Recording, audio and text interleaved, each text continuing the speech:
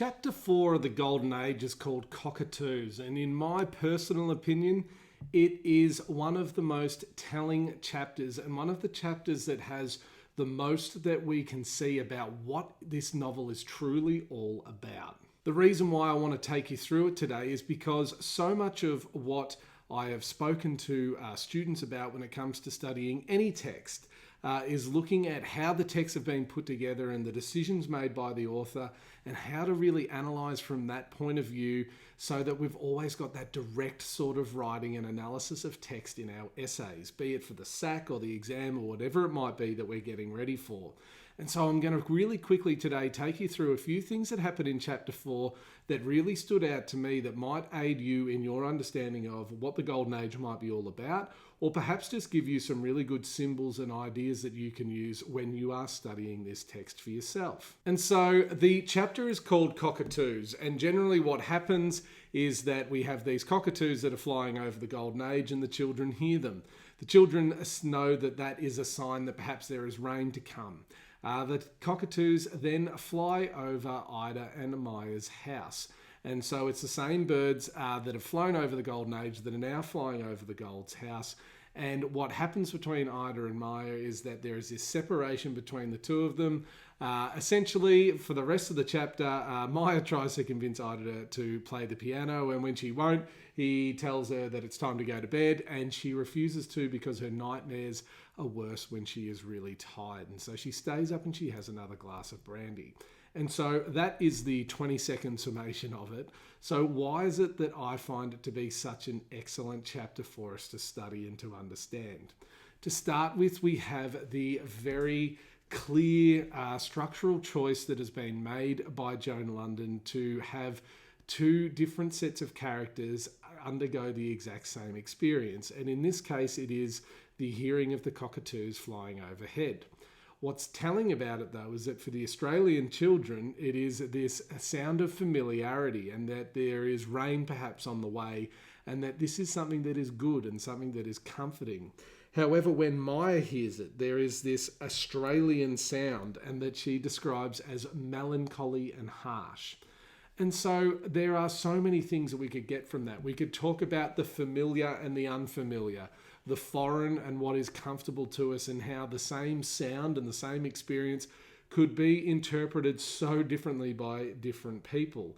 We could talk about the uniqueness of Australia and that rough beauty that London talks about, that a character that has grown up in Perth and grown up in Western Australia might see that and see it for what it is in its beauty and its familiarity and the comfort that it brings. But someone like Ida sees it in this way where it brings about this desolate sort of understanding of what the city and the countryside is all about to her, and this ugliness to it and this way that she feels quite repulsed by it, which is of course indicative of how she sees Australia in general. However, it's more than just the tying together of the two sets of characters hearing the same thing that I think is really great about this chapter. There's also the scene between Ida and Maya and the fact that he is out in the garden while she sits alone in the kitchen.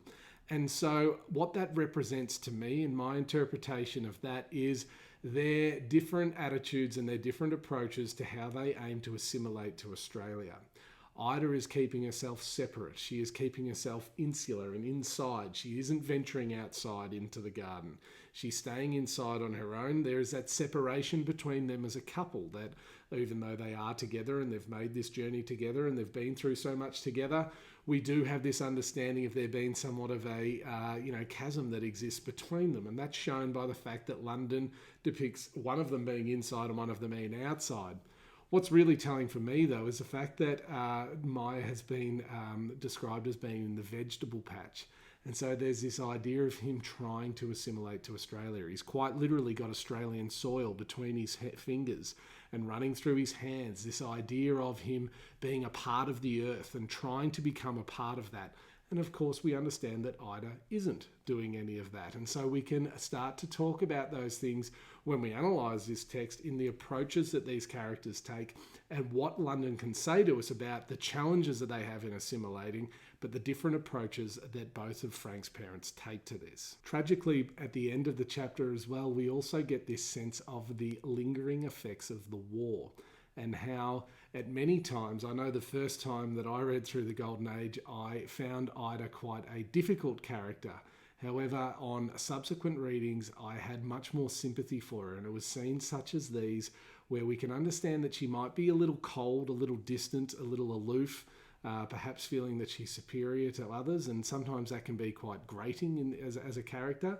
But we have these scenes such as this at the end of Cockatoos where she doesn't want to go to bed, where we see that so much of that comes from her pain and the lingering effects of the war, and that as a mother and as a wife, she has been through so much, and now at the end of all of this, she has found herself in this place that she is struggling to assimilate to, and she is struggling to be accepted by it. And so there is this idea of these impacts of war and the lingering impacts that it has on these people long after they've been able to flee and survive from that. And of course, there's a lot that we could understand about the fact that she, won't go to bed and refuses to go to bed.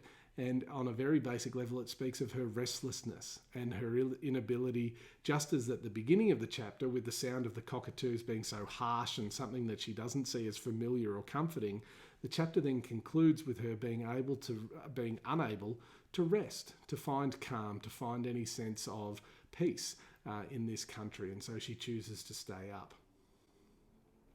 So guys, that is just a couple of thoughts that I had, and something that I thought I wanted to share with you, because I think that you can get a lot out of this novel if you look at it chapter by chapter and see the different things that each little vignette gives to you, the different ideas that it shows to us, the different ways that we begin to understand these characters. You guys have a bit of an advantage with reading the Golden Age because each chapter reveals that little bit more, and in my opinion, it might be different for you.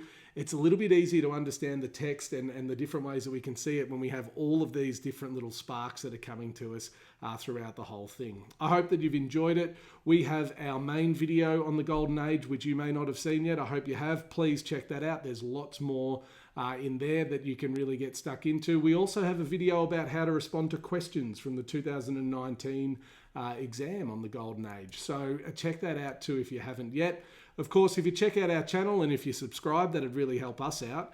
But if you check out our channel, you'll also see all of the videos that exist for your Section B pairing and for argument analysis as well. So we hope that you get a lot out of that. Please hit like if you've enjoyed today's video. Otherwise, we will see you next time. And until then, all the best and good luck.